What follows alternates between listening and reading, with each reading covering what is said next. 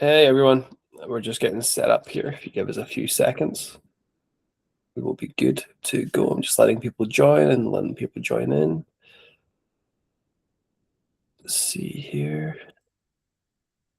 Looks like we're okay. Before we dive in, just while we wait on people coming in, does anyone have any questions they wanted to ask before we dive into today's workshop training? Feel free to ask any questions that you have. Unmute yourself or ask in the chat, or even if you just want to have a chat, feel free.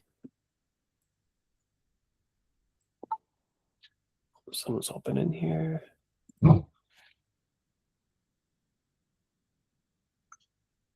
All right.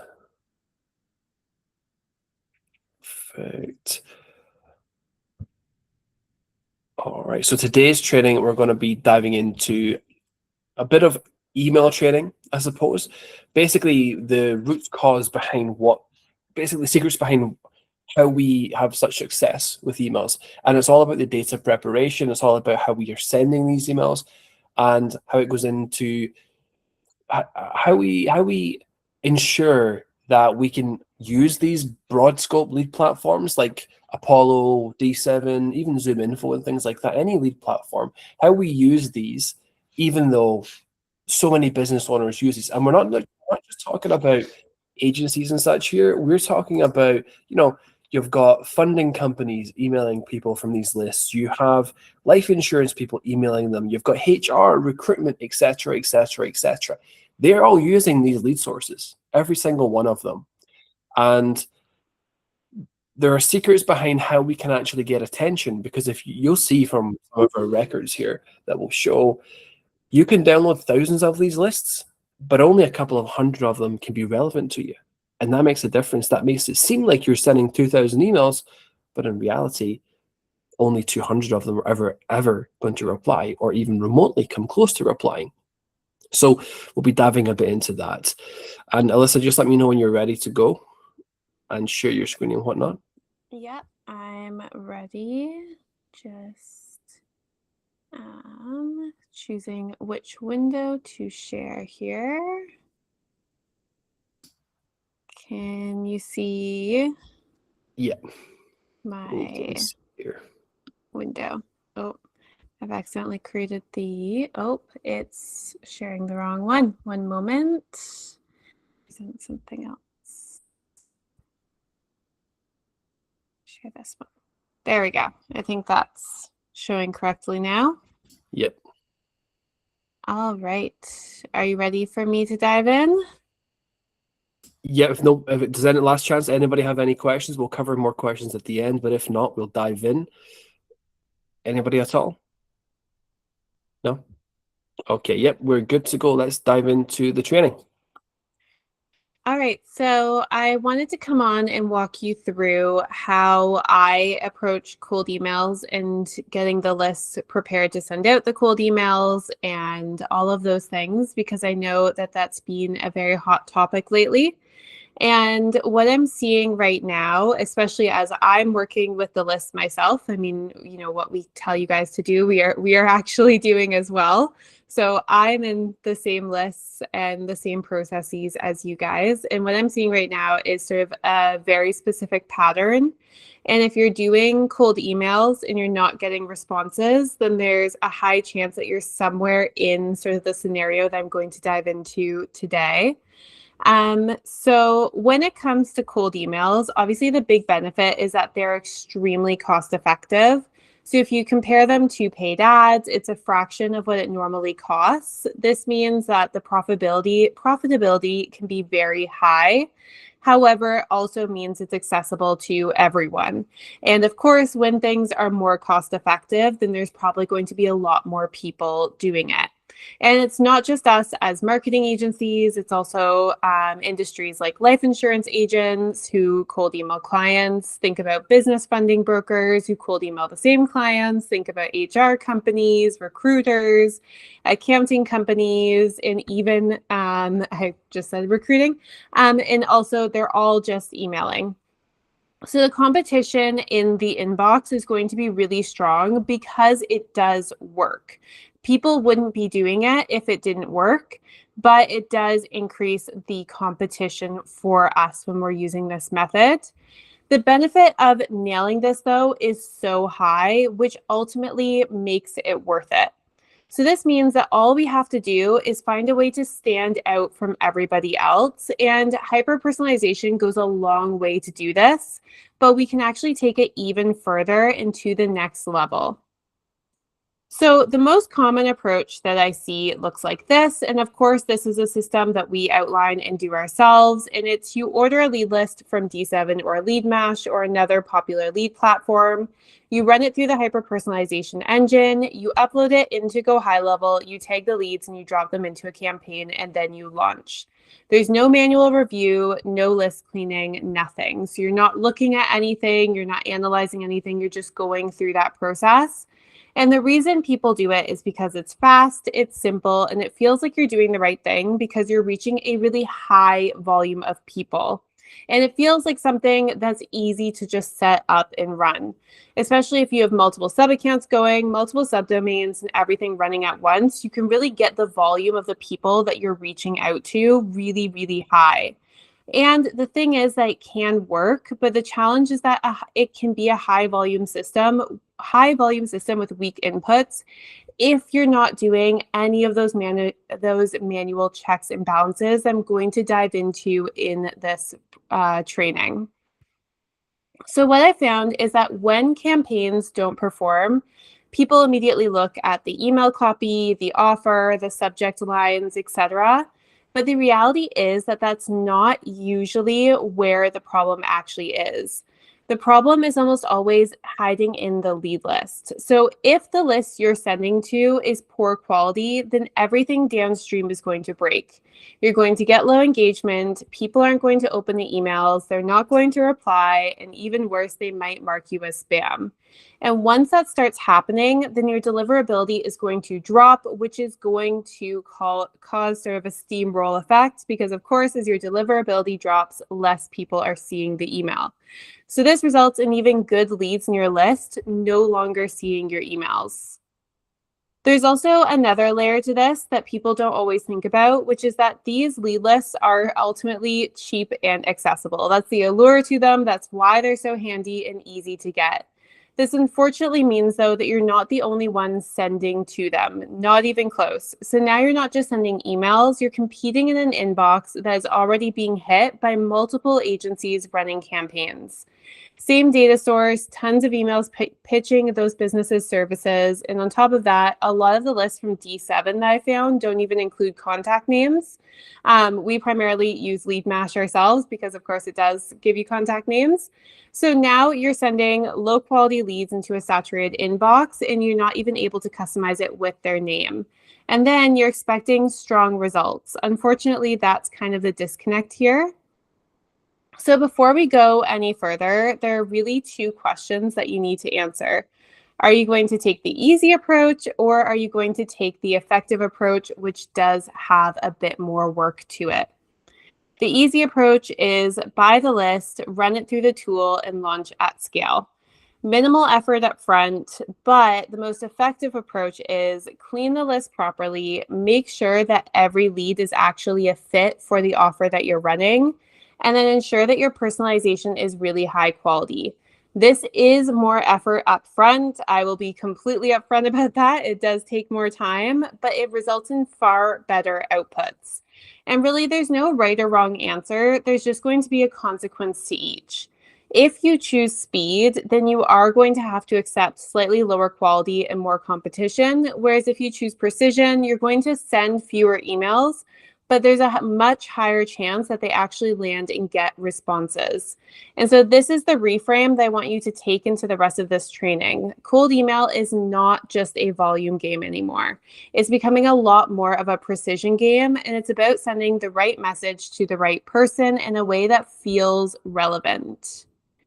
Because really, if you get that part right, then you shouldn't need to send thousands upon thousands upon thousands of emails just to get one response. You can send far less to the right people and still get results.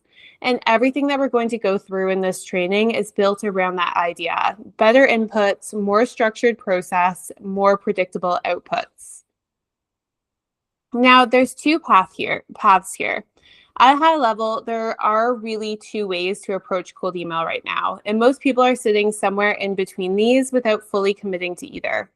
The first path is the one that most people take. You order a lead list from a typical lead platform such as D7 or LeadMash. You run it through the hyper personalization engine. You upload it into Go High Level. You tag the leads. You drop them into a campaign, and you launch. It's fast. You can spin this up really, really quickly, and you can start sending out emails to a really high volume of leads. And if you have multiple sub accounts and subdomains, then you can scale that volume even further. On the surface, it looks really efficient. And to be fair, it is really efficient from a time perspective. It gives you the ability to reach out to tons and tons of people all at once with minimal manual effort. The challenge is what sits underneath that system. So the quality of the lead list is the big issue here. If the leads are not actually a good fit for your offer, then everything's going to start to break. People aren't opening, they're not replying, and they're maybe even marking your emails as spam. And once that starts happening, of course, your deliverability drops. So there's also the structural issue, of course, which is the really high competition in the inbox of the leads. So you're entering an inbox that's already been hit multiple times by businesses with different offers. Even if your offer is great, if they receive emails from others that are terrible, then their natural reaction by this point might be to delete.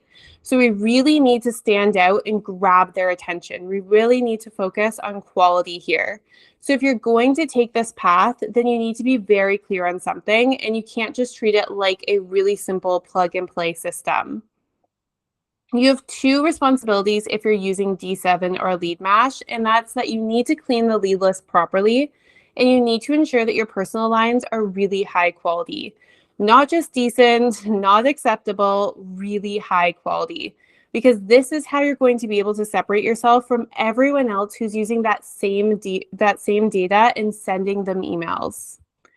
The second path is a bit different. Instead of relying on pre-built lead lists, you can create your own. Now, this is slower. It takes more manual effort, although we do use AI a lot for this. But what you're doing here is you're controlling the input from the start. You're choosing businesses that are actually a fit. You're often getting more relevant contact details, and you're not competing in the same saturated pool. What I've found is that this path gives you a completely different type of output. You end up sending fewer emails, but they do typically land better. They get opened more and they get more responses. And honestly, you can combine the two paths. We do ourselves, but I just want to walk you through both of them so you're aware of what's available out there. The decision isn't about which path is better. It's about where you want to put your effort in. Path one is going to be really fast up front, but it's going to require heavy correction later if it's not done correctly. Path two is slower up front, but it's going to give you cleaner inputs from the start.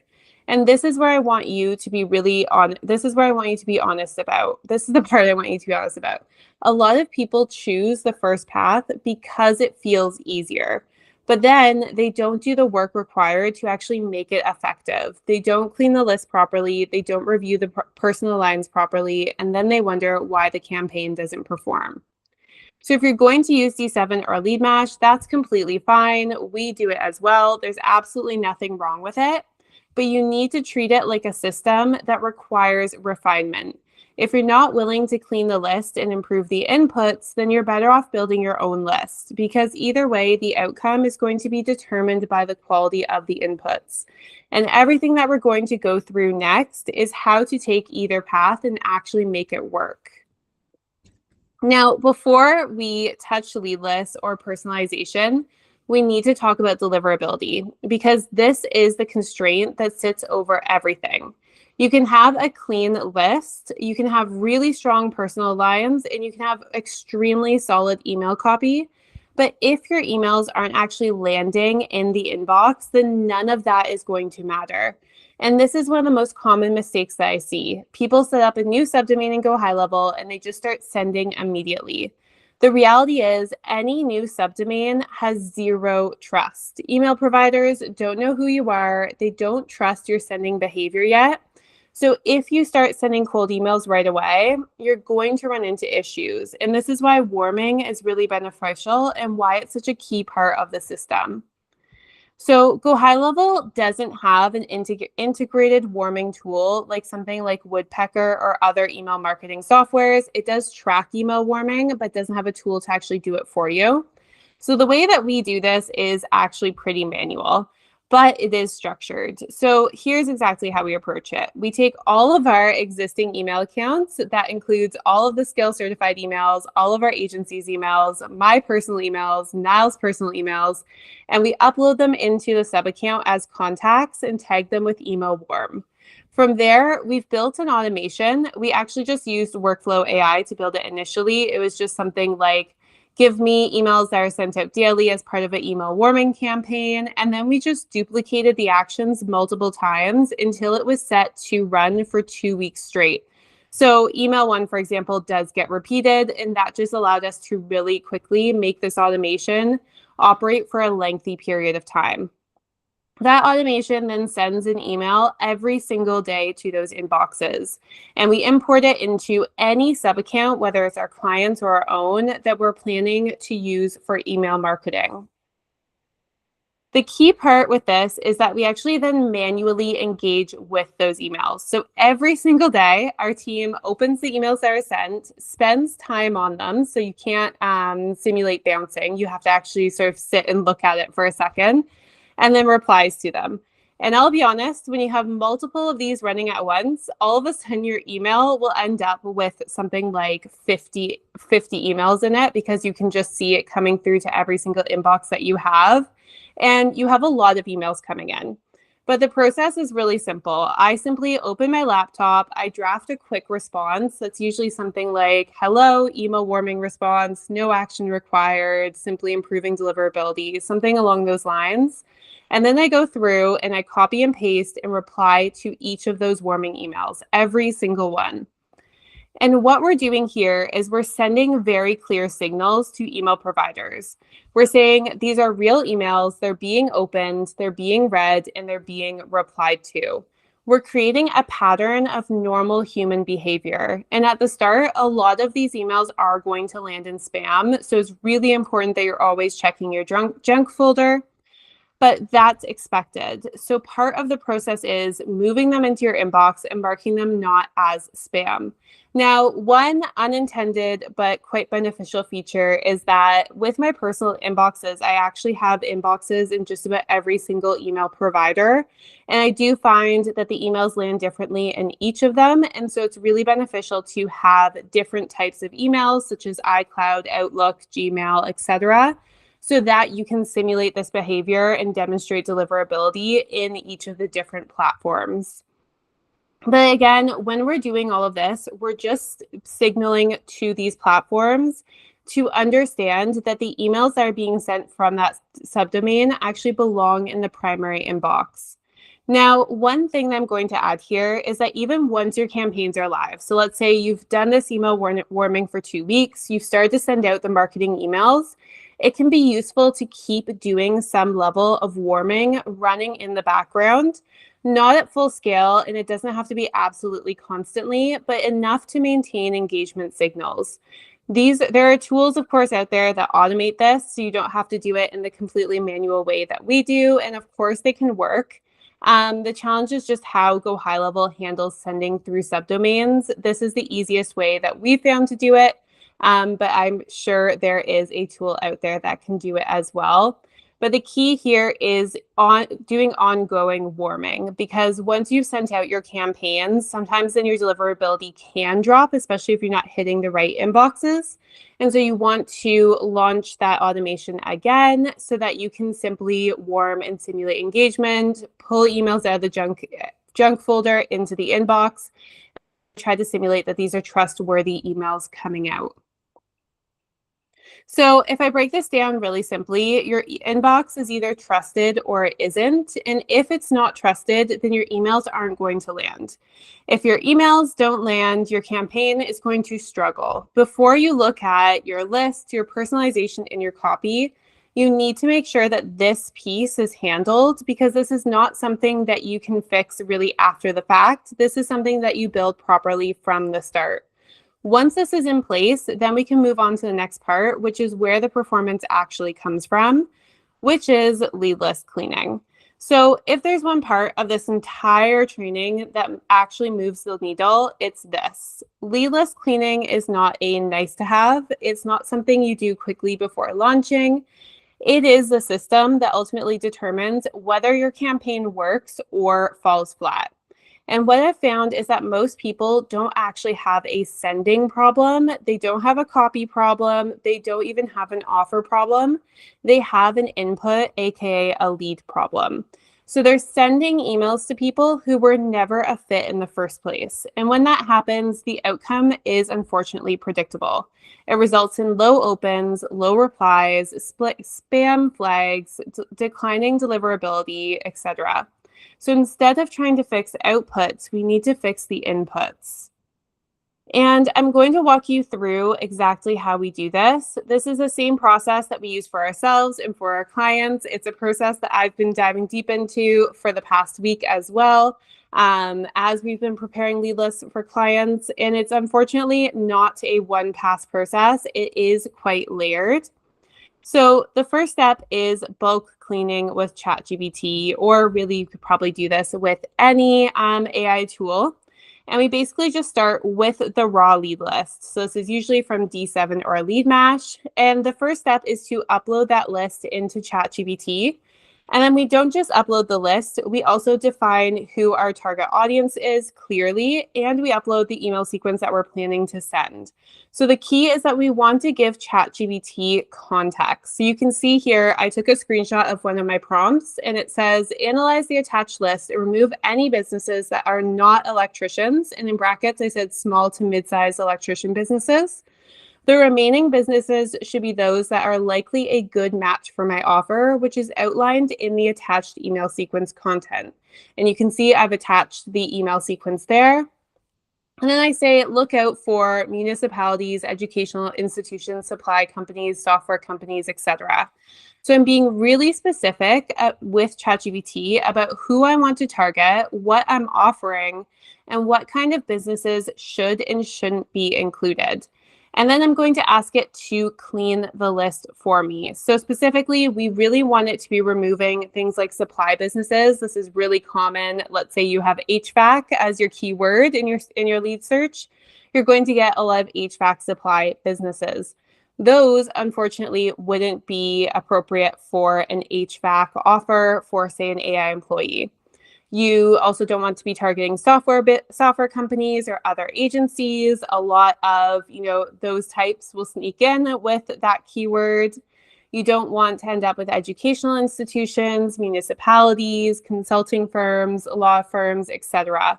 There's a lot of businesses that target each of these niches, and they will sneak into these lead lists because their business names have that keyword in them. So you really want to make sure that anything that is clearly not the end user of the service is being pulled out here. And you can tell ChatGPT to be conservative if you don't want it to just go removing a lot. Really, we don't want it guessing, but we do want it removing obvious bad fits that it can identify from the business names. And in most cases, it's going to return a cleaned version of the file. But a quick note on that is that sometimes when I go to download that file, it gives me an error. I just tell ChatGPT what error I'm seeing and ask it to regenerate the file, and that usually fixes it. But if you're encountering the same error, I think it's something like this file is no longer available, just tell ChatGPT that that's what you're seeing, and it'll typically give you one that works right back. The next step to this whole cleaning process is the manual review layer. So once we've cleaned that list, we don't just trust it blindly. So unfortunately, we're not ready to move to personalization just yet. We actually open the file and scan it. We all know that ChatGPT is not perfect. So here you're looking for anything obvious that is missed. This is really businesses that just clearly do not fit, leads that don't fit, and that you can tell based on the name. If you find them, go back to ChatGPT, re-upload the cleaned list, and tell it exact examples. Say, for example, John Doe, who works for this municipality, should not be in a list for small to medium-sized electrician businesses because he works for a municipality, for example. And then you ask it to clean again with that added context. This step is really important because you're training ChatGPT to understand your definition of a bad fit. Now, the third step is to actually use the hyper-personalization engine as a filter. So I'm going to dive into the hyper-personalization engine a little bit more in the next section, but for now, I'm going to focus on it as a tool for cleaning. And this is one thing where a lot of people don't go deep enough, because once the obvious bad fits are removed, they simply upload it into the hyper-personalization engine, and they think that this is just a tool as a way to generate a tool for generating personal lines. But it actually can help you filter as well and further clean the list because it's reading each website at scale. Realistically, with lists of thousands of leads, we don't have the time to be clicking through to each website and seeing what the business with electrical in its name is, like if it's an electrician or if it's another type of business. But the tool does that for us because it's reading each website at scale, and the personal lines that it generates are going to expose issues. They're going to expose information about that business. So you're going to start seeing lines that make you pause, things that don't quite match your target, references that indicate that the business isn't actually a fit. And this is where you can start catching the less obvious bad leads, the ones that weren't clear just from the business name. So once we export the spreadsheet with the personal lines, we take it back into ChatGPT. And now we're not just analyzing the business name, we're analyzing the personal lines. So we asked ChatGPT to review the personal lines, identify any businesses that are likely not a fit, and to flag anything that looks off. Now, sometimes I will upload the list as a file. Other times I'll simply copy and paste the personal lines and have ChatGPT flag the specific personal lines. Then I just use Control F to find them and remove that lead. If ChatGPT only flags a few, then you can go through that manual process and remove them yourself. If it flags a large number, then you're going to want to ask it to clean the file again and remove them automatically. The reason I do the manual sometimes is because sometimes ChatGPT will slightly misunderstand a personal line, and I need to dig in a little bit more before I actually know that that lead is a poor match. Or if the personal line just focused on something different from their website and they actually are a match, we just need to maybe rerun the personal line. So sometimes in this case, if there's only a few, it can be beneficial to just manually go through and remove them. But of course, if it's flagging hundreds, then you're just going to ask ChatGPT to clean that file for you. And so the next step is going to be the iterative review. So this is where you're actually going to go through and you're going to go through the personal lines yourself. And this is where you're going to go through, review the personal lines that ChatGPT is giving you, and you're going to actually repeat that process. So you're going to take all of the personal lines, you're going to paste them back into ChatGPT, and you're going to ask it for another review. And you're going to repeat this because what I found is that it doesn't always catch everything in one pass. Sometimes it flags new issues on the second or third pass. So I keep doing it until it stops giving me clearly bad fits.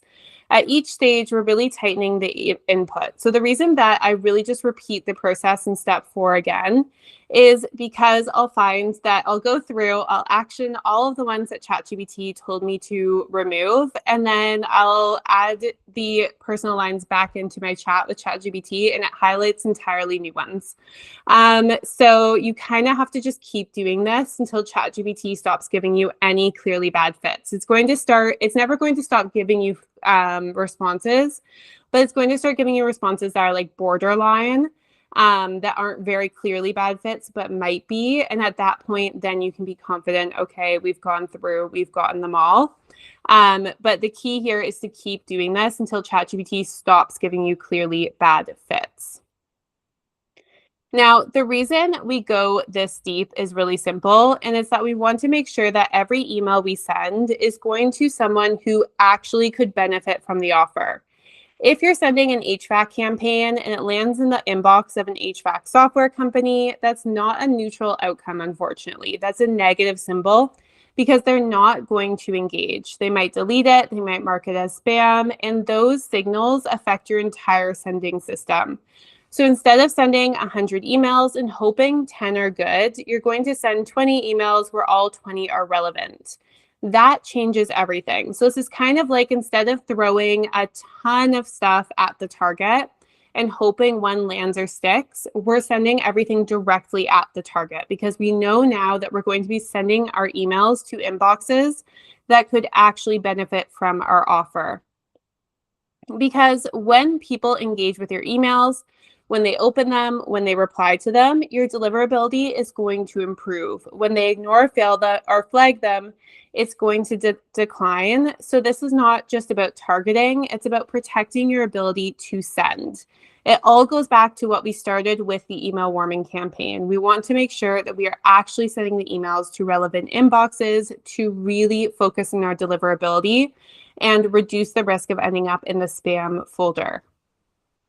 Now, if you take anything from this section, take this. If your campaign isn't working, the first question is not, is my copy good? The first question should be, who am I sending this to?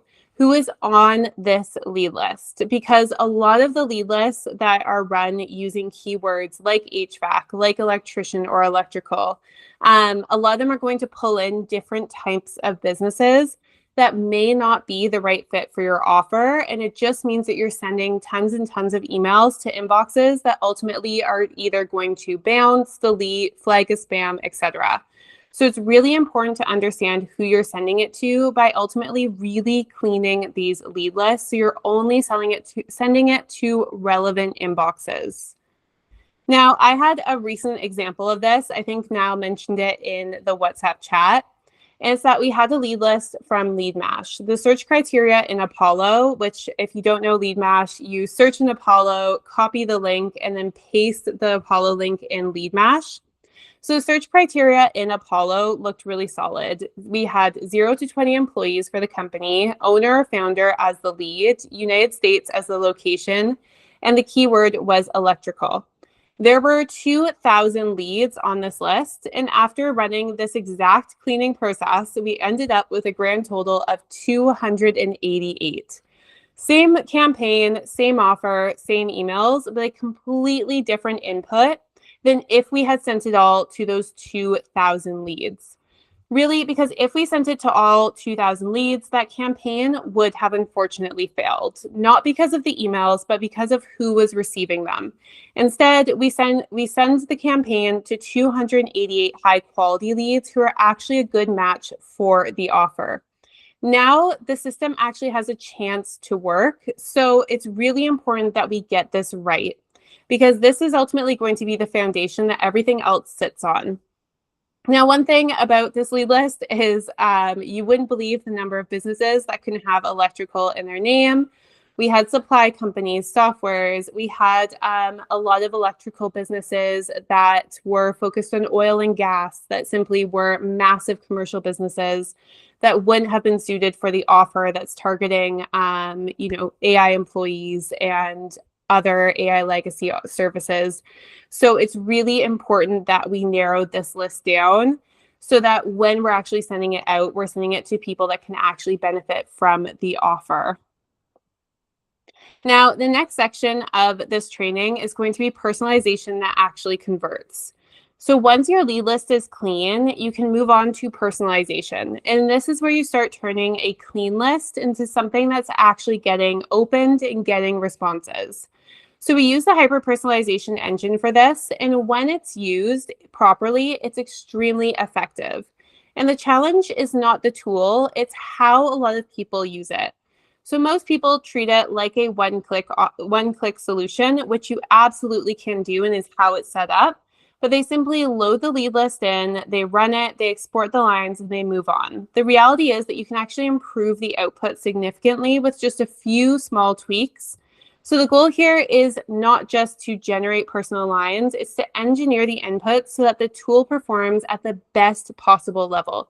We really want to stand out in this prospect's inbox because remember, these are competitive inboxes. So we want to make sure that we are standing out completely with our personal lines. So the first step is to train the engine properly.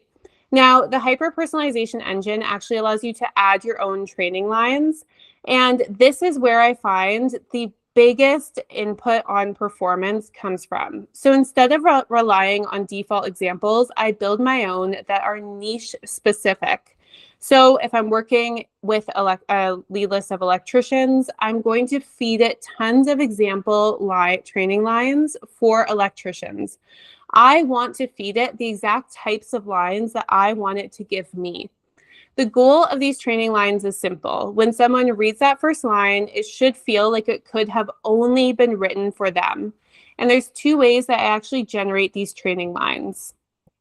So the first way is the controlled training with ChatGPT. So what I'll do is I'll go into ChatGPT and I'll give it the niche, the target audience, the offer, and the email sequence. And I'll ask it to generate personal lines for fictional businesses. Not generic lines, very specific lines that reference services, positioning, unique elements of the business.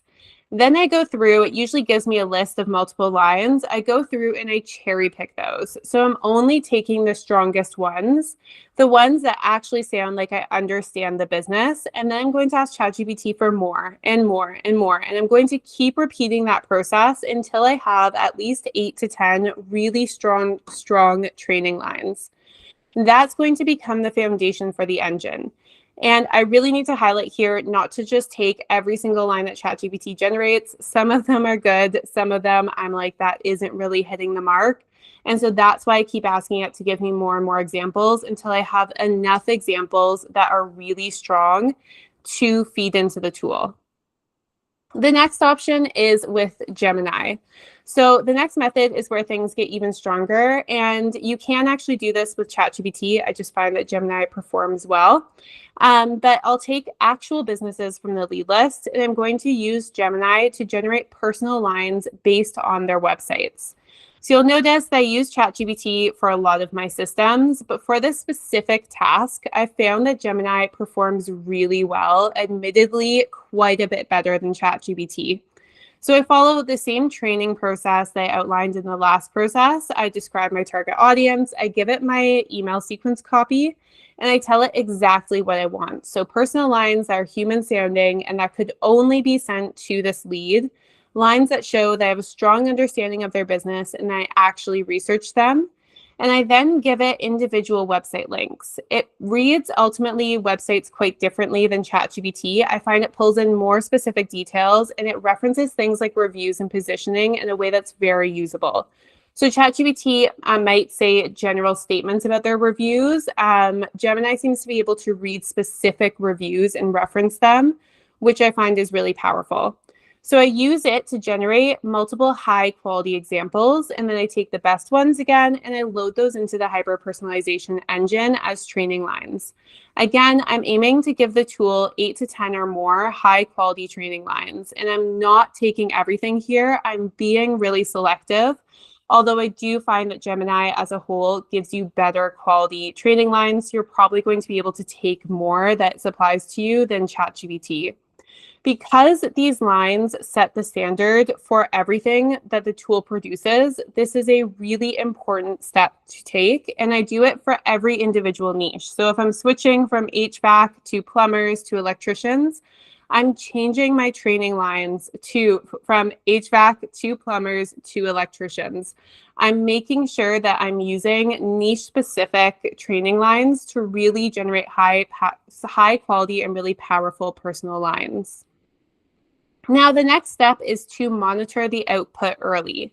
So once your training lines are in place and you're running the list through the engine, you don't just let it run all the way through. I always watch the first batch of outputs. You'll see them at the bottom of the page in the section Neural Results Database.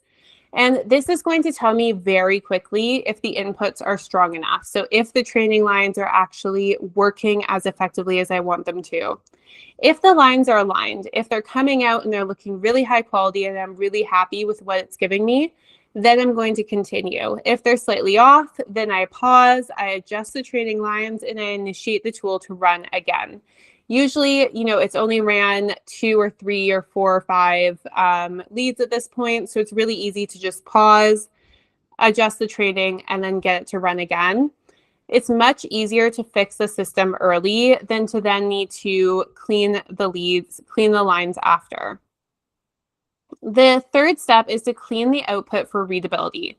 So once the lines are generated and exported, there's a really simple refinement step that I find makes a big impact, and that's that AI-generated lines tend to follow really similar patterns. And one of the most common is the use of double hyphens. So I open the spreadsheet, I run a find and replace. You can see I do this in Google Sheets. And I replace those with a comma and a space. So I find the vast majority of double hyphens can easily and without notice be replaced with just a comma and a space. This is a small change, but it makes the lines read much more naturally. So it removes that really, really obvious AI-generated indicator. Then the fourth step is the final quality control. So at this point, your list is already clean and your training inputs are strong.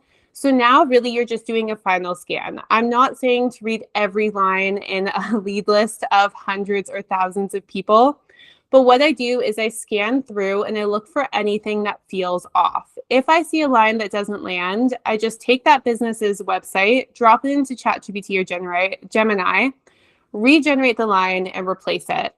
It's usually just cherry picking a select few. You're obviously not having to do this with tons of them.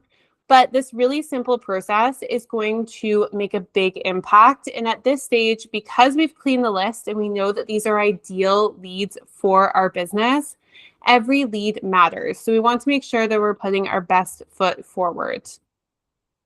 Now, the purpose of personalization is not just to include a detail, it's to create immediate relevance.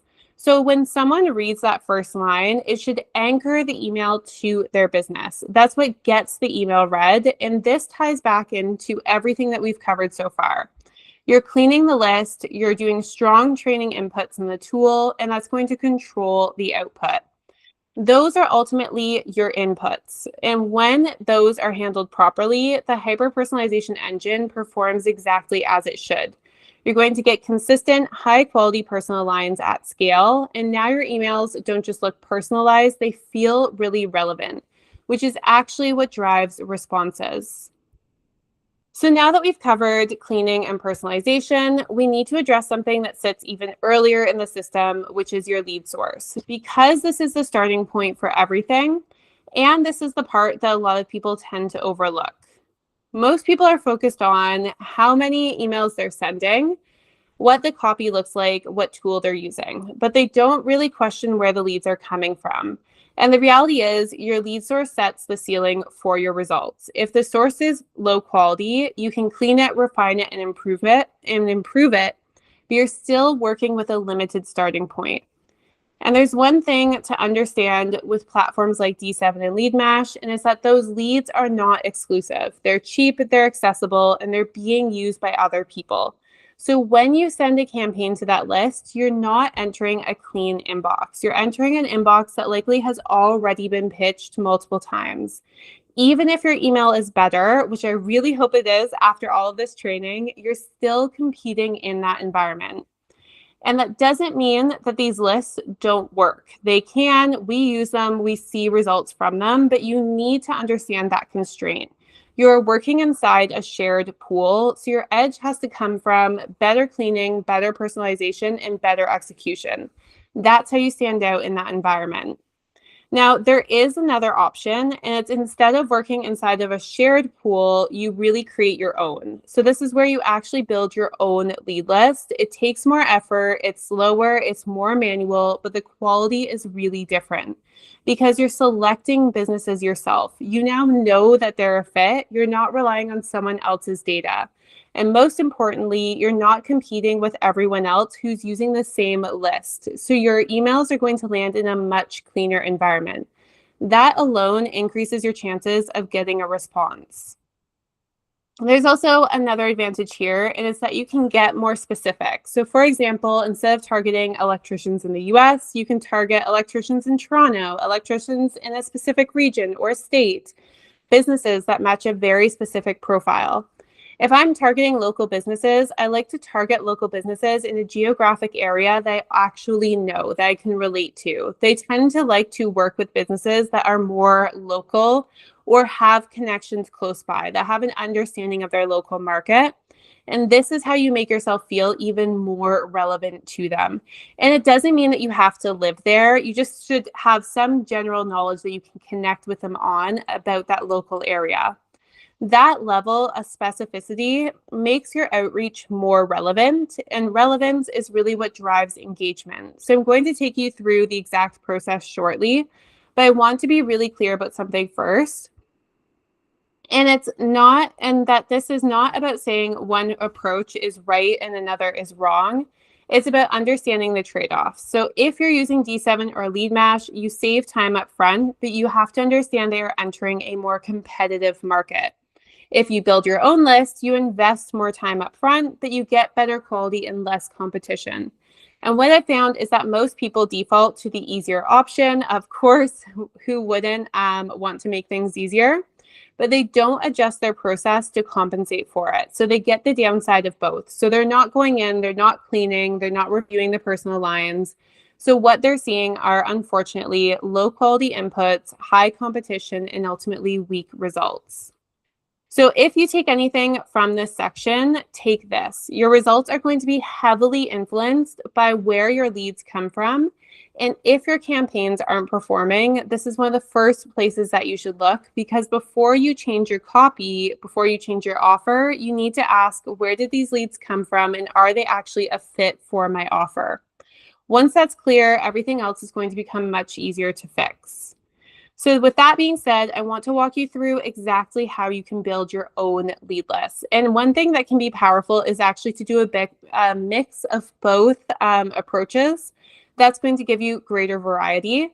But building your own lead list is where you can actually create a real advantage for yourself, because what I found is really simple. When you increase the effort and the input, you reduce competition, and that changes the outcome that you see, which is ultimately the results of the campaign. So instead of relying entirely on pre-built lists, you build your own. So you're going to start with a really simple search. This doesn't need to be complicated. You just go into Google and you search for something like electrician in Toronto, HVAC company in Dallas, plumber in Austin. You're going to see the map pack. From there, just start opening websites. I open them all in new tabs, and I don't just open one or two. I go through and I click a bunch of them. I open a large batch, and then I'm going to have a set of businesses that I know are active, operating in my niche, and located in a specific area.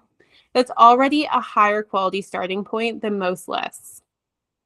Now, the next step is to actually build the lead list. So for each business, we want them added to a spreadsheet with a website link, the company name, the business owner / founder / managing director's first name and last name, and the email address. This is where ChatGPT and Gemini, and I'm sure Claude as well, can come in. You can take the website link, you paste it into them, and you ask them to analyze the website, find an active email address, identify an owner or manager. You can see the prompt that I enter into Gemini here on the top of the screen. So I say, analyze this website and find me the following contact information for this business. The owner / founder / primary manager's first and last name, preferably that contact's email address, if not a direct email address for the business. Here is the website link. And that was just a random link that I pulled from Google. And what they're going to do is give you back structured information, and you take that and you can then add it to your spreadsheet. It goes really quickly. You can do a lead in like a minute or two. It's a super fast process. And one thing to understand here, though, is that a lot of the time, the email that you get back is going to be a general business email, and people tend to think that that's a problem. But what I found is that for smaller businesses, it's often not, because these inboxes are usually monitored and they're not as saturated as founder inboxes on large lists. So you're still getting visibility, and still you should even, you can also push this even further. So you can ask ChatGPT or Gemini, as you can see I've done in the top screenshot, to find a more specific contact email. If the AI can't actually find an email, you can also go to the terms of service page and just do Control+F and find the @ symbol. And that also will likely locate the email for you. But I find generally Gemini is able to actually locate an email for the manager or the primary contact that it gives me. These two approaches will typically find the email for you. And even if they can't, you now have a valid contact point and a real business name, which also gives you the option to find them on LinkedIn. Which takes us to the third step, which is the option to layer in additional channels. So this is where this approach becomes more than just email. Once you have the business and you have the founder / manager / owner's name, you can also find them on Instagram, Facebook, or LinkedIn. And you can go through their website or search for the business name directly. A lot of them will have social channels linked on their website. LinkedIn, you're probably going to have to search for the business owner directly. But now you can reach out across multiple channels, again, not with a generic message, but with the same level of relevance that you're using in your emails. One quick note here, though, is that if you're doing outreach from a personal profile, like an Instagram profile, just make sure that looks professional. It doesn't need to be absolutely perfect, but it should reflect how you want to be perceived. So just be aware of what is on that profile.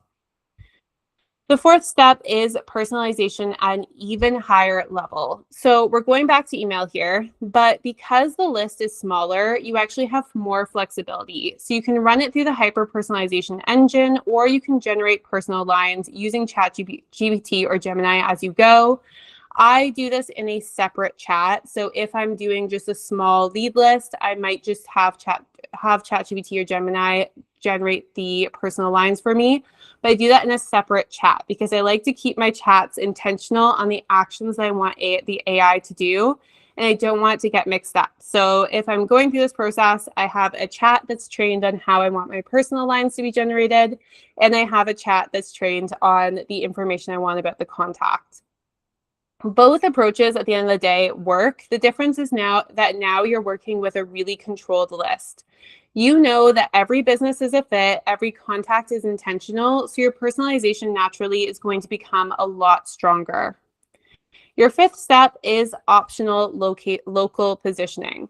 So this is something that a lot of people don't do, but it's actually a really simple way to stand out because you're building your list by location. You can actually tailor your messaging to that location. So if I'm building a list of electricians in Toronto, I can actually reference Toronto. I can reference the city, and I can create a version of my campaign that's really specific to that area. You can even ask ChatGPT, of course, to adjust the email content to reference specific things that are, very specific to that area. Even small adjustments here are going to increase relevance. And at the end of the day, relevance drives engagement. So this approach isn't about speed, it's really about control. With this approach, you control who goes into the list, what type of businesses you're targeting, and how relevant your outreach is. And because of that, you're not relying on volume to get results, you're relying on quality. And yes, it takes more effort up front, but what you get in return is cleaner inputs, less competition, and higher engagement. And at the end of the day, a system that is much more predictable. Now, what I would actually recommend with this process is I would personally launch with a lead mash type list just to get my outbound up and running, assuming you are going through and cleaning the list. And then I would consider something like this once that's going, because this is going to take a little bit more time to get up and running, but this is going to be really, really effective. So it's not even just an either or. I want you to understand that you have two options and you can mix them together. And I want to be clear about building your lead list. It's not the fastest way to build a campaign, but it is going to be one of the most reliable. And what I found is that people who commit to this approach, they don't need to send nearly as many emails to get results because the inputs are strong from the start. So if your current campaigns aren't performing, this is one of the highest leverage changes that you can make. Build your own list, control the input, and everything downstream becomes easier. One of the things to remember with any form of marketing is that anything that's higher effort is going to have less competition, because naturally everybody is going to higher effort / higher cost, because at the end of the day, everybody is going to go for the cheapest, easiest option. So this is one way to get ahead of that crowd. If you take anything from this training, that should be this. If your cold email campaigns aren't working, it's very rarely because of your email copy. Of course, if your email copy isn't very good, it could be. But the first place that you should be looking is not your subject lines, your wording, or your offer. It's looking at your inputs. Where did the lead list come from? Did you clean it properly? Did you warm the inbox properly? Are the emails actually delivering into the inbox? Did you actually review your personal lines? Because this is what I've seen consistently. People say, I'm sending a lot of emails and I'm not getting responses. But when you look at the system, they're sending to the wrong people, or the list hasn't been cleaned properly, which is resulting in them sending to the wrong people, or the personalization isn't strong enough to create relevance. And once those pieces are off, then the outcome is going to become more predictable. It's going to result in low engagement, low replies, and declining deliverability. So instead of trying to fix the output, you go back and you fix the system. Remember that list of electrical leads. It started with 2,000, it ended with 288, all because I took the time to filter out the leads that simply were not a fit for the campaign. It was the same niche, same offer, same emails, but a completely different input. If we had sent the campaign to all 2,000 leads, then that campaign would have failed, not because of the emails, but because of who was receiving them. It would have been landing in inboxes that weren't actually a fit for our offer, and that wouldn't have engaged with our offer, with our emails, and that would have resulted in diminishing deliverability. Instead, we send the campaign to 288 businesses that are actually a fit, and now the system has a chance to work. That is the real difference here. So if you're sitting here thinking, I've tried cold email and it doesn't work, what I would challenge you to do is not to completely abandon it, but to go back and look at your process. Look at your lead source, look at your cleaning process, and look at your personalization, because when those pieces are structured properly, cold email becomes a much more predictable channel that is still relatively low cost, not overnight, but consistently. And if I had to leave you with one final way to think about this, it's this. You don't need tons and tons more emails. You need better inputs. Because sending 500 emails to the wrong people is always going to lose to sending 20 emails to the right ones every single time. If you are sending your campaigns to leads that simply are not a fit for the offer that's being referenced in the email copy, they're unfortunately just not going to engage with your emails. You're not going to get responses. You're not going to get calls booked. So it's really important that you understand who you're actually sending your emails to, and that you're making sure that they're extremely personalized to a high quality so they stand out in the inbox. Now, that was a really long training, so I'm going to end there. But if anybody has any questions about what I just covered, please let me know. And I do want to flag that I'm not bashing any approach, because we, of course, use lead mash ourselves.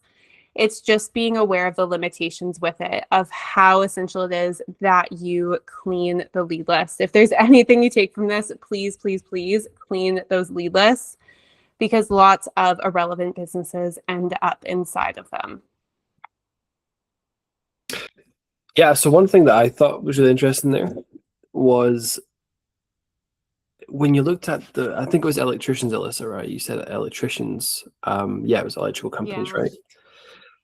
I think when you look at those numbers, one of the most important things is how it influences a campaign. So, for example, if in your head you've sent 2,000 emails and you want to book at 1%, well, you'd expect 20 calls to book, but in reality, only 2 calls book, and you think, well, that's not good. I'm way off the benchmark. But But the reality, as we've seen here, is when we're using these lead platforms, only 280 or so are actually electrical companies are remotely relevant to what we're doing. So 1% booking rate would be 2 calls. So you would be hitting that 1% booking rate, but you think you're nowhere near it. You're hitting 0.001%.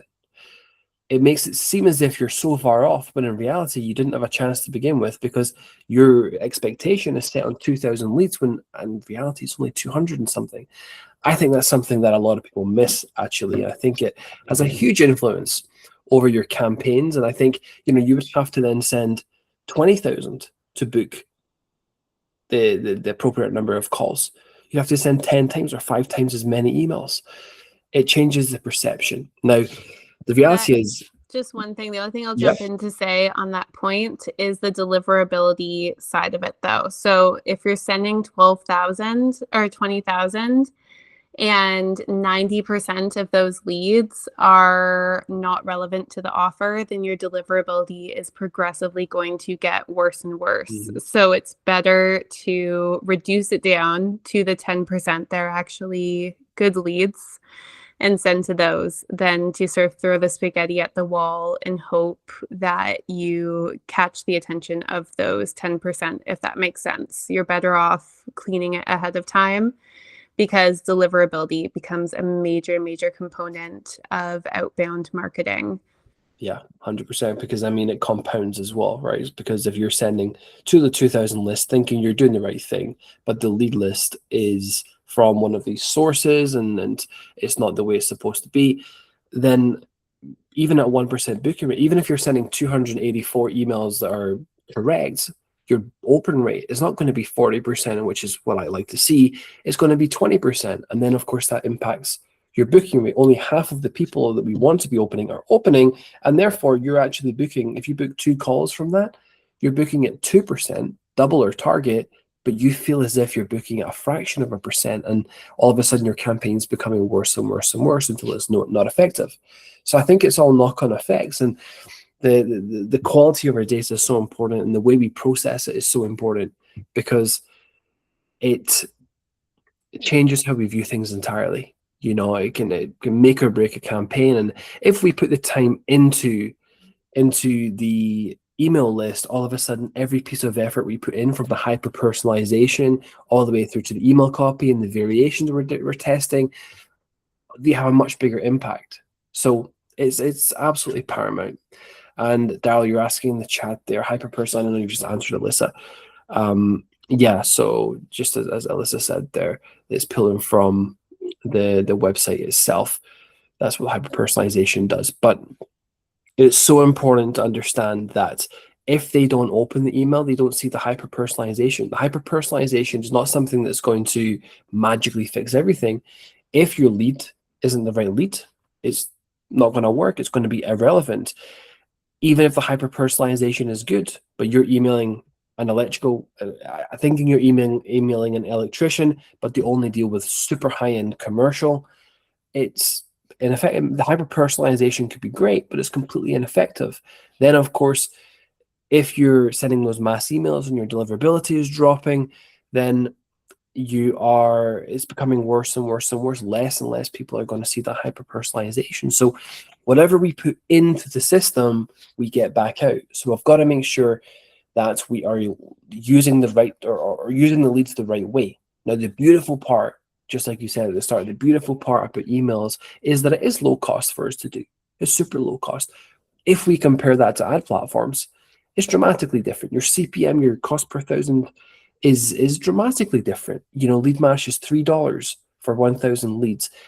The CPM in most industries can be $150. So it's so much more to advertise. But the downside is it's higher competition, and that's okay. We can accept that, but we have to counteract it. We have to understand, okay, we are taking a hyper profitable way of doing things, super profitable, but it does come with its drawbacks. So we have to counteract that. We've then got to do everything we can. I get cold emails every day, multiple times a day, and they are terrible. They're absolutely terrible. They don't use any form of hyper personalization. They don't even get my name right. They don't even they do nothing, right? It's absolutely terrible. It's an irrelevant offer. Yeah, it's really not good. But the one thing I want you to remember is that if I get 5 emails per day and you send me a sixth email, no matter how good it is, what am I going to do? I'm going to instantly perceive it as the same as the others. So you have to catch my attention. We've got to make sure that it's high quality. We've got to make sure you're landing in the inbox. Our competition takes the volume approach. So we have to make sure that we're doing the extremely high quality approach because that's going to get the attention. We land in the inbox. It's a relevant lead. It improves your deliverability. The hyper-personalization makes sense. And then, of course, the email copy kicks in with the offer. But you've got to get me to that point first. So important. And I think that's where a lot of people can go wrong because email is very accessible. But take it to the next level. We've got to be taking these extra steps to have the highest impact possible. So excellent presentation, Alyssa. I appreciate that. And it really dives into the detail as to what the difference is. What is it we're doing? We go the extra mile. We do the extra steps. Because, listen, if we're going to put the effort in to show up every day, let's make sure we're showing up because we're being seen in the inbox. We're getting the attention. You know, we don't want to do all the hard work and then the prospect never actually sees your email. Take it over the line. Let's get them seeing your emails. So I'm going to open up the room here to any questions that people have, anything at all. And Darryl, you're asking in there, is there a tool or feature that assesses the deliverability rate, open rate, etc. of our emails before we send it? I'm assuming you mean like obviously the delivery rate and the open rate would be after you sent the email, but I'm assuming maybe you're referring to like the quality score of your email account or the probability. So I think there are tools that will assess the quality score of your domain, like what's it called? Is it MX Tools? Is that the word? I think it may be MX Tools where it will assess the quality, any issues that your domain is blacklisted. I don't think there's tools that can predict the probability, but I think there are tools that will tell you if there are any problems, and it will highlight any areas that you could improve upon. So there are definitely tools that can tell you the quality score. Kevin, you got a question? Feel free to unmute yourself. Yep. Hey, Niall, how you doing? I'm all good. I'm all good. What can I do for you? Good. Just going back to my funnel that I built. So the fulfillment on like the referral system and the review system, I need an automation, obviously, for if when they purchase those to have them send over, I guess, what the actual links to those. I have to build that into my funnel somehow. Is that when you say the links to those? Do you mean like an onboarding form so that they can be set up, or what do you mean links to those? Well, if they just buy, let's say on my funnel, it's a $27 referral system, right? Mm-hmm. So they purchase a $27 referral system. So are you wanting to So are you wanting to send them the system that they can run it themselves, or do you want to onboard them so that they want to send it to them first as their $27 purchase, and then I can follow up with them to maybe upsell them on other services. Okay. But first, they purchase something, they need to get something. So Gotcha. That's what I'm trying to figure out. All right. 2 ways of doing this. Option number 1. Well, there's 2 ways. One is my preferred option, and it's the best for upsell. So option number 1, in order to send it, what you would have to do is you would just create a snapshot of the automation, and then you set up there's an automation. Honestly, Workflow AI within it is very easy to do with the Workflow AI. All you would do is you say to it exactly, I want to set up an automation so that when someone purchases from the title of your funnel, whatever it's called in your account, they receive an email with this particular link, which is access to their purchase. And it will actually create that automation for you. It will create the step where the trigger is the purchase in the funnel, and then the action step is sending that email to the customer. That's option number one. And honestly, Right. if you just take what I said and put that into Workflow AI, it should work for you. Okay, gotcha. My second option, which is actually my preferred option, my second option is for you to say to them, okay, perfect. You send them an email instead of putting the link in there. Mhm. You send them an email, same as the automation before. You send them an email and it says, hey, thanks for your purchase. We're ready to go. We can get you onboarded. And what I need you to do is I need you to fill out this form, just some basic information. We're going to set you up an account, and then we'll just hop on a quick 15-minute call, get you set up so that your automation starts tomorrow.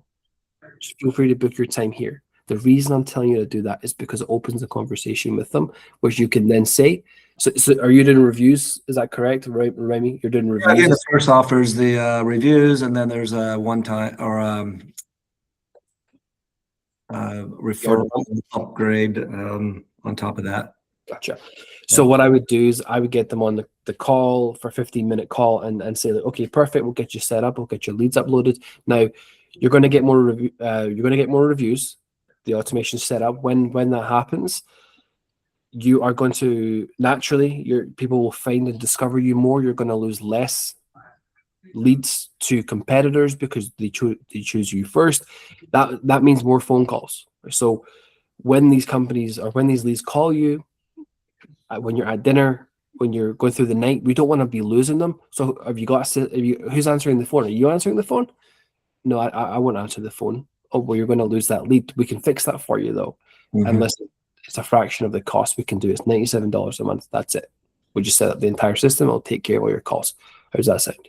It's like the natural upsell, right? It's just a very easy progression.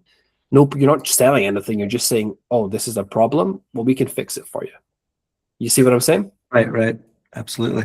That's what I would do personally because it opens the conversation. Is that a little more work? Sure, yeah. I mean, I get that it is, but I mean, it'll make you a lot of money. So, well, yeah, because like you mentioned before that you were doing the little offers, and then obviously they were like a 9x return on investment, for running your ads to them. Yeah. Since that was you getting on, or whoever your salesperson. Do you do the sales, or you have a salesperson that does it?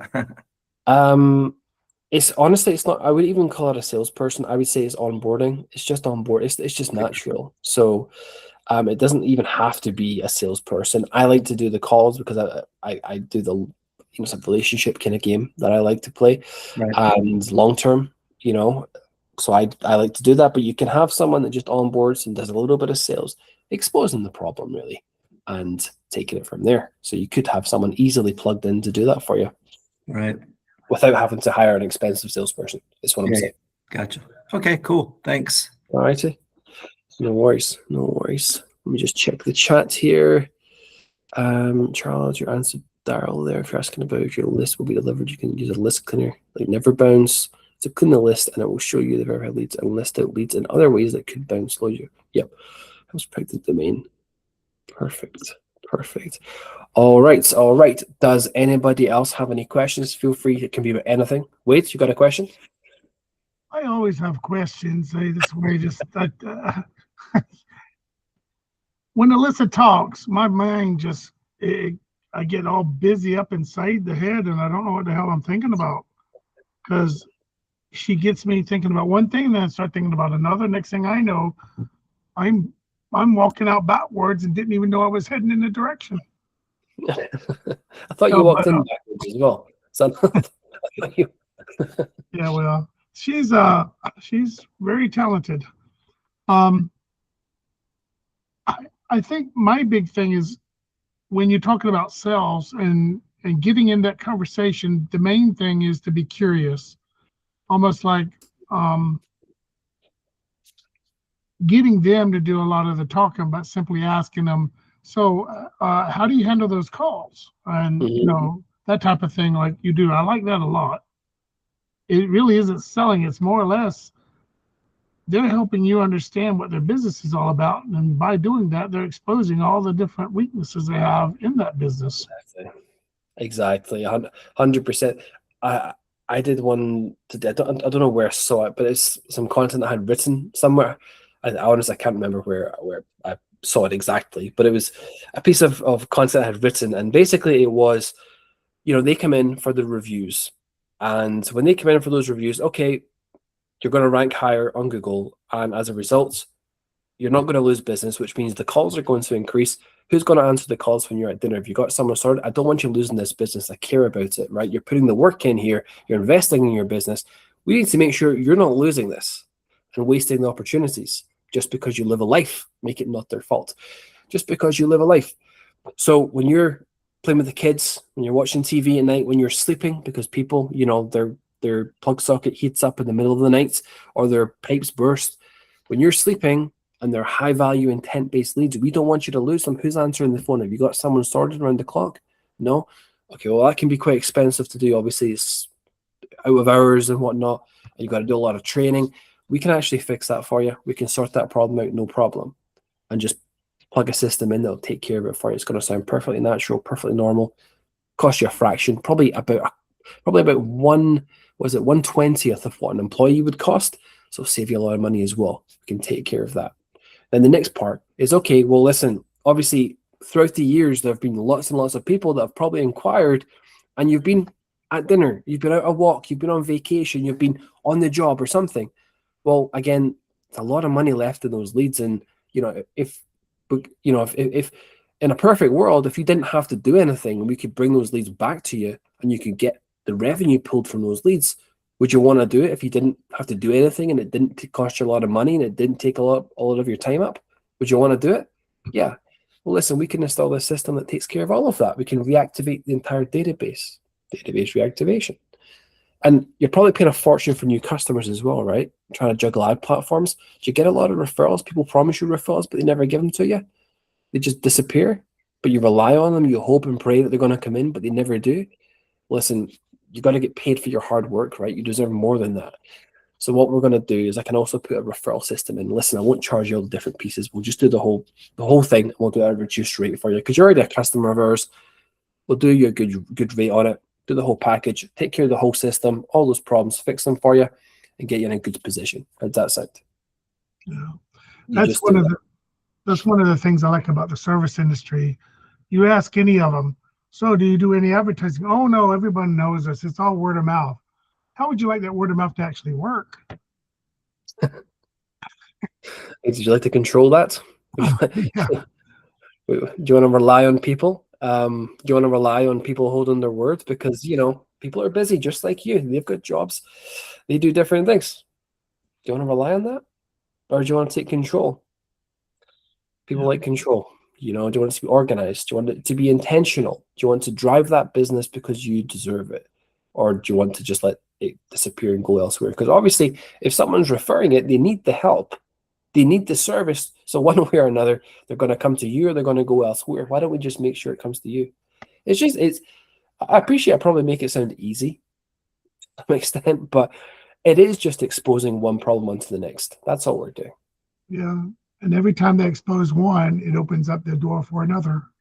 Exactly. And all of a sudden, when those costs rack up, you've got database reactivation, you've got your review system, you've got AI employees, you've got your referral system. Well, listen, that cost is going to stack up pretty quickly, but you're already a customer of ours. So we'll do you a good rate and we'll just do it all at once, fix the problems. Just like the dentist, let's take you out of pain. We'll just take care of everything and we'll reduce the price for you as well. Just make it nice and easy. Makes it damn sticky. What's that? It makes it damn sticky. Yeah, exactly. It's an easy yes at that point. Yeah, just take me out of pain. You know what? Take me out of pain. Yeah. That works. But thank you. yeah. I'm all good. I just wanted to listen.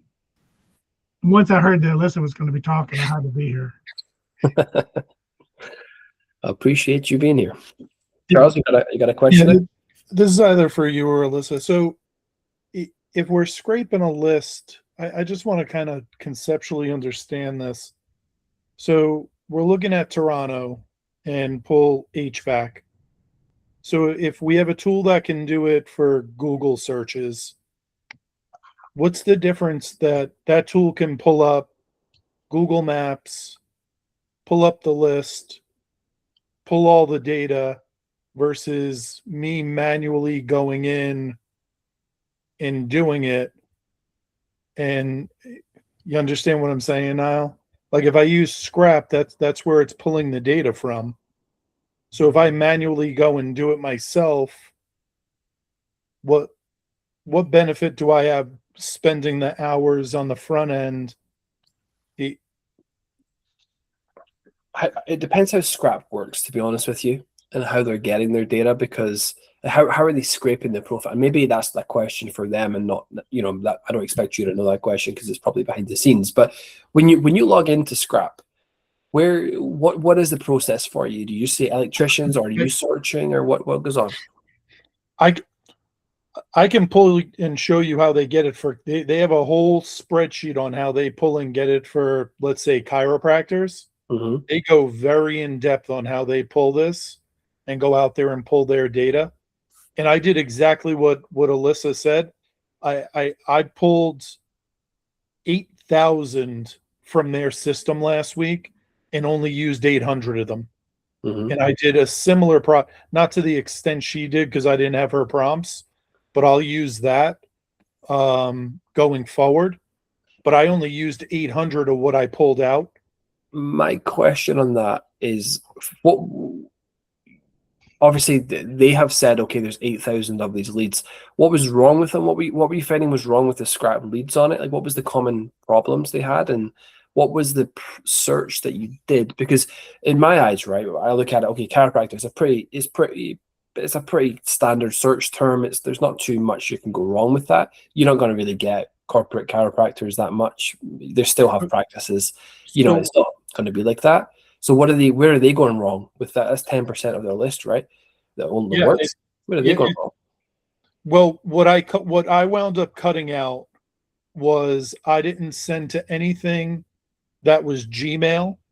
Mm-hmm. I didn't send to anything that was info at Office, any of that.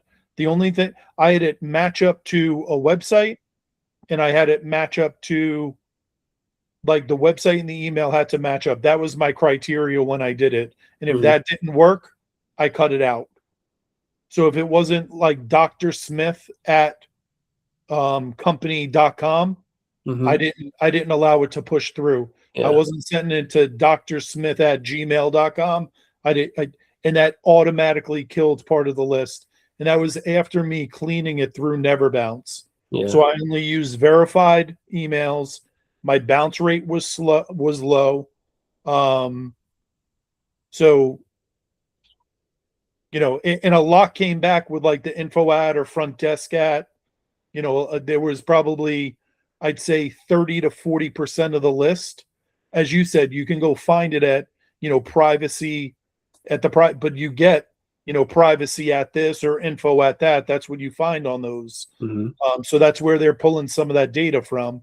And a lot of it for chiropractors comes back to is, you know, Dr. Smith at, you know, period with their, you know, Smith chiropractic at gmail.com. So I didn't send to anything personal.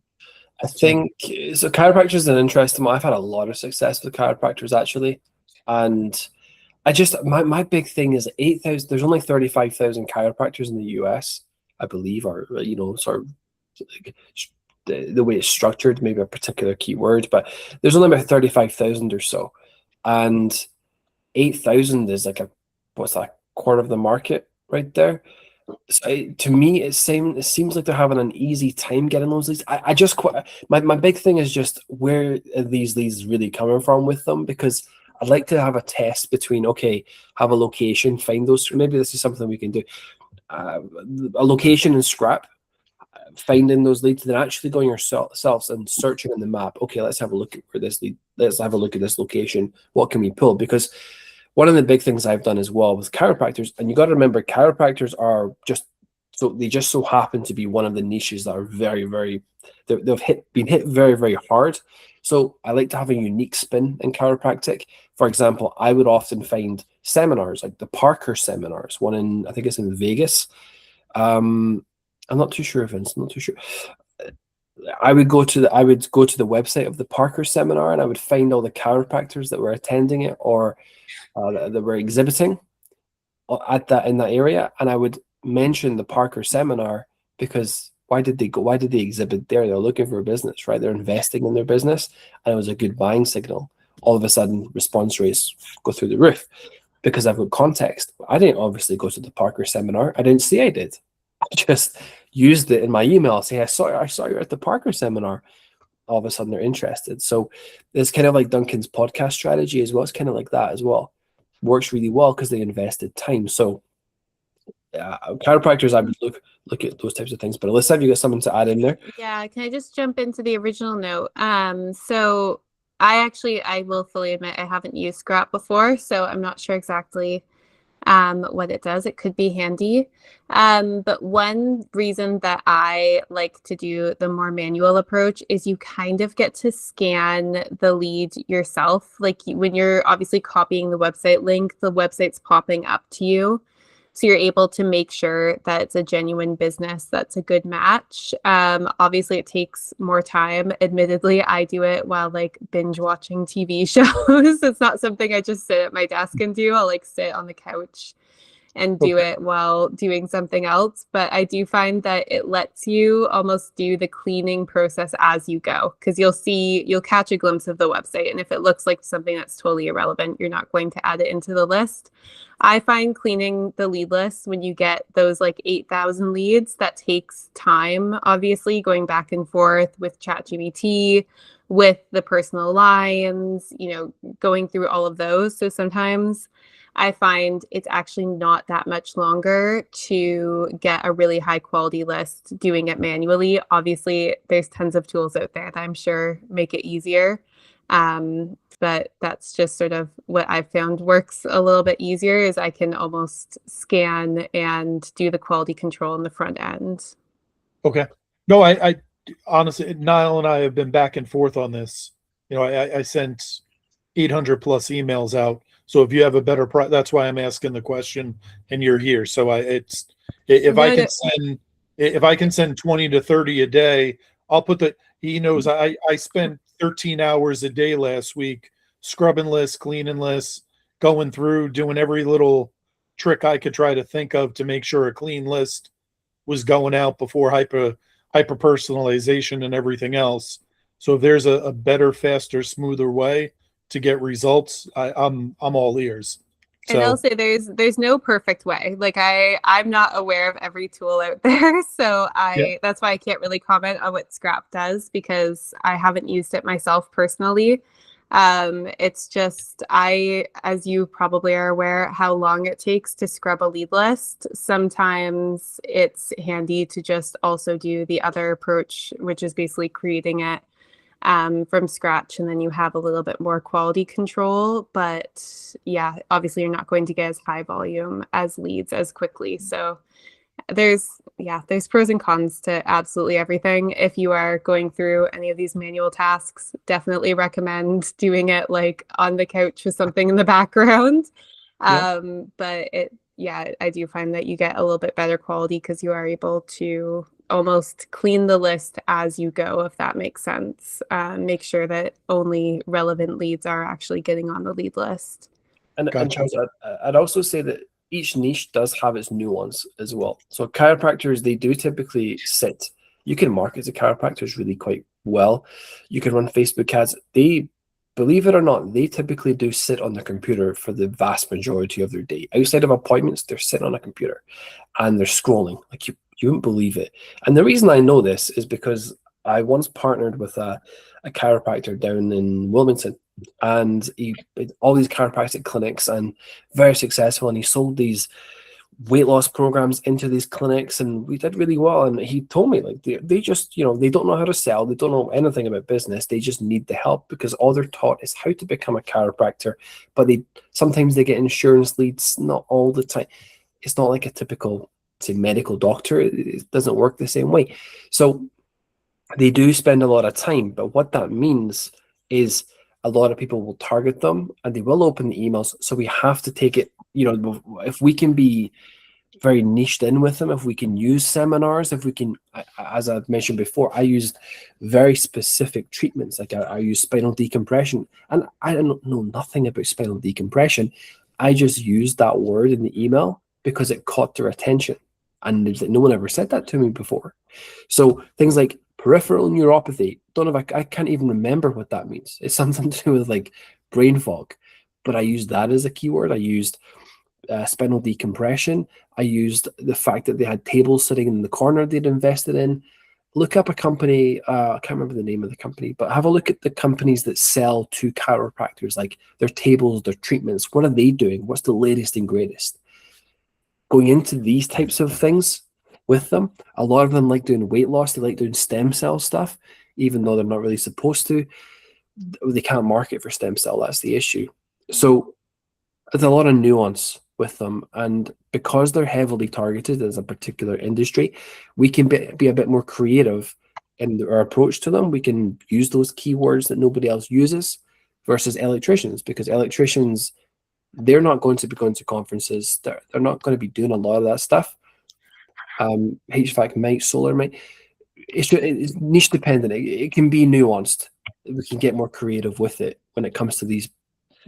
Chiropractors are a great niche. They have to invest in their business, but with that, the trade-off is that we've got to take it to the next level with them, and find our unique angle. Is that Okay. you making sense? Yeah. And just so you know, I dropped the link for how Scrap, they use chiropractors as an example, but what I just dropped in WhatsApp actually shows their process, if you guys want to take a look at it. So Yeah, we'll check it out. I So- wonder how they do it, because I'd like to compare it. If you said, okay, there's one in, say, Wilmington, chiropractors in Wilmington, what does that compare? How does that compare to our Google search? If we were just to search on Google, what are we finding? What's the difference? Because 8,000 is a lot. That's a big component of the market. I actually have lists of chiropractors, 4,000 of them, and that's a lot, right? That's a lot of, and that was a list. I told you about that doctor partner years and years and years ago, but that was an extremely expensive list he'd previously purchased, and is it as effective now? Probably not, because a lot of them have retired and things like that. But again, I'd like to see how it compares to Scrap and see what's going on. Okay. It's interesting, because 4,000 is a very expensive list to buy in the chiropractic space, and compared to that number has just caught my attention. Your 8,000, that's caught my attention because it's a big component of the market. Yeah, it says there's 65,000 offices in the United States, and you can pull up over 150,000 chiropractic, records. So it was to me when I went through 8,000 to get to where I got to. But again, I was trying to do what Alyssa had mentioned, not just send to send, but to send to quality and try to hit them. And I didn't think anything of it, but it's the same thing. I started looking at some of the websites, and it was pulling, it had, there's no contact information on the site. You have to fill out a form to try to get an appointment, or it's info at it doesn't have the actual doctor's name. It's hidden. So it's like, where are you finding that, and where are you getting it? So I think chiropractors just taking, and again, it's not a blanket approach. It's, Duncan gets responses, and it turns out, he told me yesterday just after the call, it was 75 emails he sent the way he was, the correct way of doing it. And he got that reply, that really, really good reply, looking for more help. That was only 75. And real estate is that's a competitive market, but it's the nuanced approach. It's okay, he's targeting podcasts, well, at least that have been on podcasts, whereas chiropractic, go into spinal decompression. And the reason I say that is because they all buy these $20,000 tables, and they sit in the corner of the room, and they can't get any patients for it because it's not covered by insurance. And there's like a $4,000 package they have to sell, and they don't know how to sell it, so it just sits and gathers dust. But they've spent they were sold this big fancy table type thing that goes upside down and stuff, so they can't get anyone for it. But again, you don't have to have anything to do with spinal decompression. It's just catching their attention, being different to everybody else, because it's a weak point for them, right? Think along those lines. Think along the seminar path as well. You can find, like, your lead source doesn't even have to be just chiropractic. It could be Parker seminar is a chiropractic conference. Search more of those conferences where chiropractors are exhibiting, and it should work. Okay. Because your data becomes really niche, right? It becomes really good that no one else has it. That's why it works. Got it. All right. Thank you. No worries. No worries. All right. Does anybody else have any questions they wanted to ask? Feel free to ask away.